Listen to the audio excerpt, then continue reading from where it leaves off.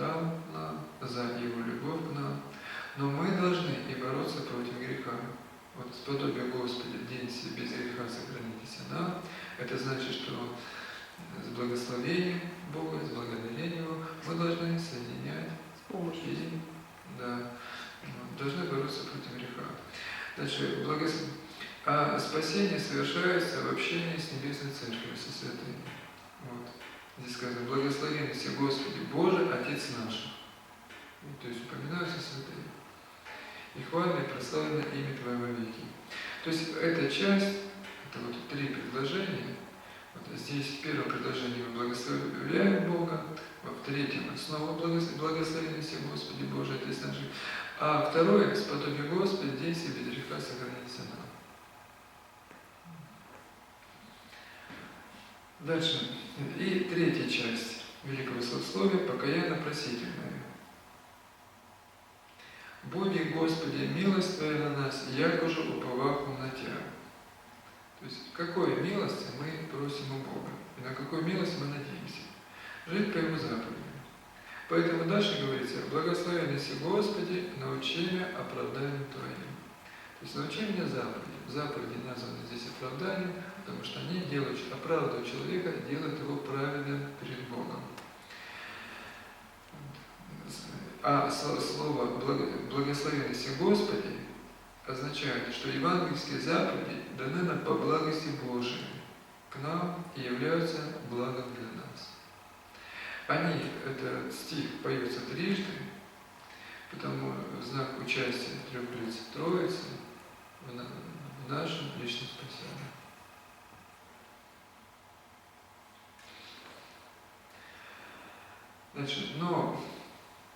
Дальше сказано: «Господи, прибежище было синам род и рода». Потому что исполнять заповеди Божии можно только при надежде на Его силу, а не на свою, при сознании своей немощи и своей греховности, сознании того, что я глубоко болен грехом и при искреннем желании жить по воле Божией. Дальше. «Аз рех, Господи, помилуй меня, исцели душу мою, яко согрешив Тебе». То есть это вот сознание своей глубокой греховности. «Господи, к Тебе прибегох, научи меня творить волю Твою, яко Ты еси Богу мой, яко у Тебе источник живота, во свете Твоем узрим свет, пробавя милость Твою, ведущим Тебя». Вот, «Аз рех, Господи, помилуй меня, исцели душу мою, яко согрешив Тебе». То есть если человек не осознает, что он глубоко болен грехом, глубоко болен гордостью, раздражительностью, гневом, памятозлобием, что он нуждается, чтобы Господь как врач пришел и его исцелил. Но он исцеление тогда и не получит. То есть недостаток осознания своей греховности. Кажется, просто я согрешил, сорвался. Раз сорвался, второй, сорваюсь, иногда сорваюсь. Бывает часто сорваюсь. А так в целом я ничего. То есть человек не чувствует своей поврежденности. А когда почувствует, тогда Бог ему поможет. Да, Господь тогда поможет.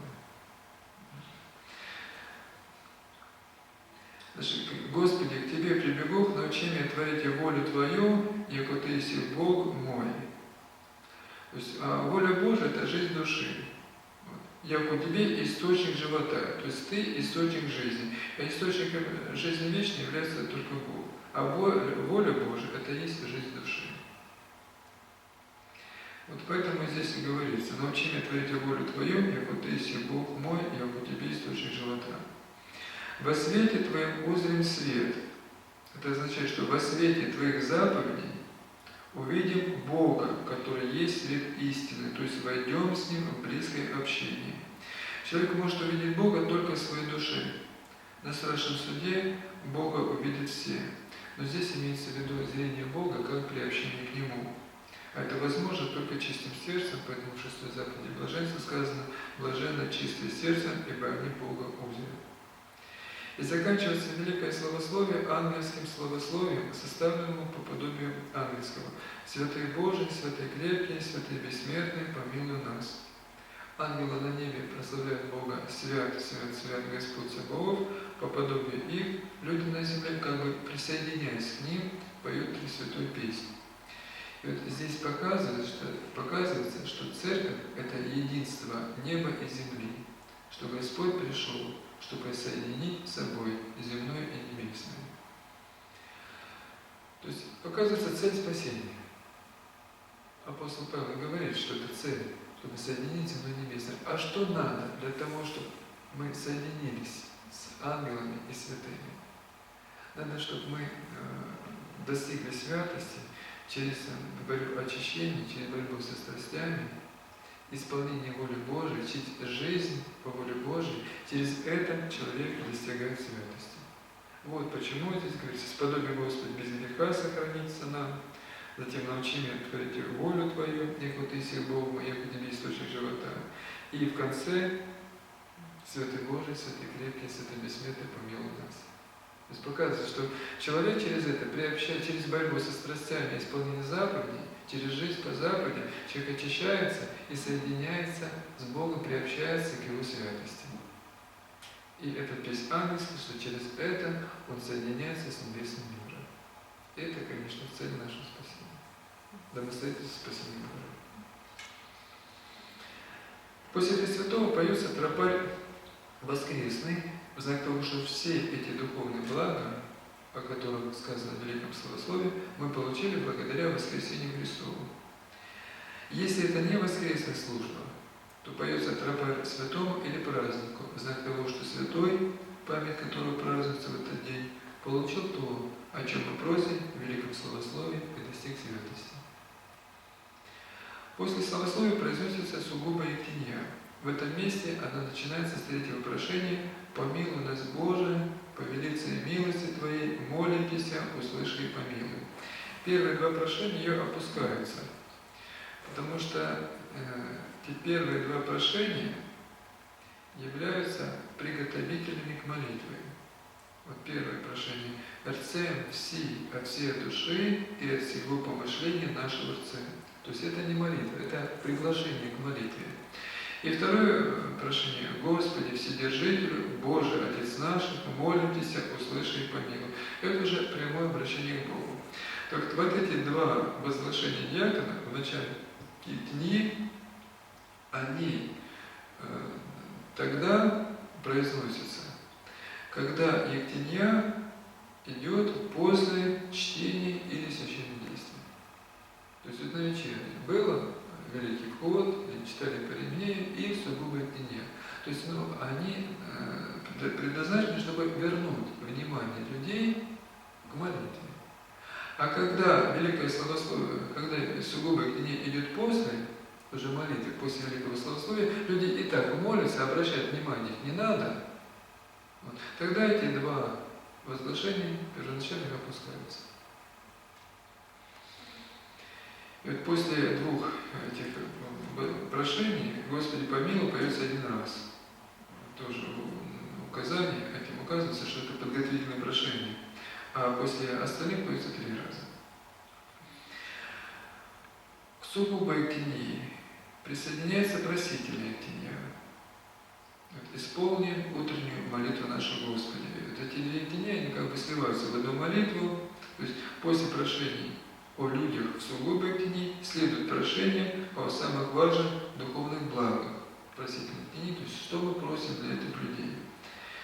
То есть эта церковь показывает, о чем надо молиться за людей, что надо для них просить. Это самого главного, доброго ответа на страшном судище Христову и всего, что для этого необходимо.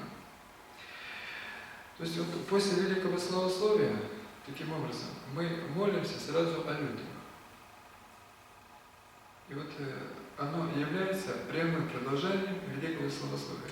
Здесь, в Великом Словословии, мы молились о себе, чтобы нам очиститься от страстей, научиться творить волю Божию, и Святой Божий, Святый Крепкий, Святый Бессмертный, помилуй нас. Это о себе. Мы молимся о спасении. И тут же сразу мы переходим молиться о людях, сугубо ектения. То есть этого спасения мы должны просить себе и должны просить и все. И просительные ектения, где мы уже более, высказываем более частное прошение, относящееся к спасению. Вот так вот сугубо ектения, поэтому является прямым продолжением Великого Словословия. После ектении начинается отпуст. Слово «отпуст» происходит от слова «отпускать». Отпуст – это благословение на выход из храма и заключительное прославление Бога. Возгласы и молитвы отпуста являются обобщением всей службы, они имеют очень глубокий смысл. Поэтому в начале отпуста диакон возвещает возгласом «премудрость». Хор отвечает благословение. То есть, как перед началом всенощного бдения диакон и спрашивает благословение священника на начало службы, теперь хор и спрашивает благословение на ее окончание. В начале бдения священник отвечал возгласом, благословляющим, прославляющим Троицу, слава Святой Троице. А в конце службы, в ответ на благословение, он благословляет Христа возгласом «Сый благословен Христос, Бог наш, всегда ныне и присно во веки веков». Здесь он называет Иисуса Христа именем Сын, то есть сущий. На русский язык это имя переводится словом Иегова. Это имя Сын Божий открыл Моисею перед тем, как вывести еврейский народ из Египта и заключить с ним завет. То есть здесь священник воспоминает все домостроительство спасения. Ветхий Завет был подготовкой к новому, а новый был завершением ветхого. В этом домостроительстве спасения и проявилась слава Пресвятой Троицы, о которой говорилось в начале службы в возгласе священника, слава Святой Троицы, и это спасение было совершено Христом. Хор отвечает: «Утверди, Боже, святую православную веру православных христиан во веки века».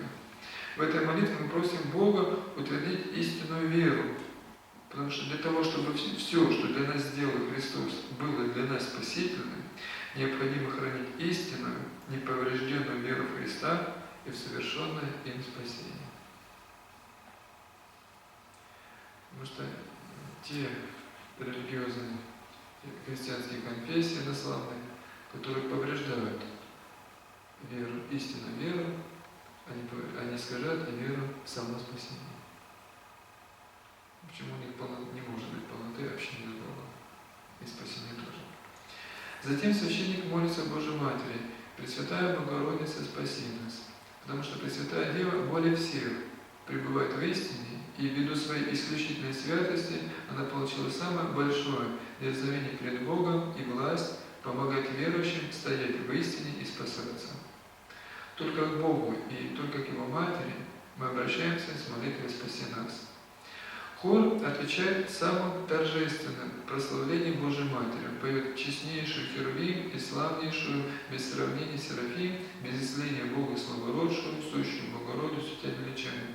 То есть хор как бы объясняет, почему сразу после Христа мы обращаемся к Божьей Матери, ввиду такого ее исключительного величия. Затем священник снова прославляет Христа за все домостроительство спасения. Слава Тебе, Христе Божьем, упование наше, слава Тебе, упование и надежда. Поскольку этот возглас идет сразу после прославления Божьей Матери, то есть в нем мы также прославляем Христа и за то, что Он даровал нам такую молитвенницу и помощницу в нашем спасении, свою пречистую Матерь.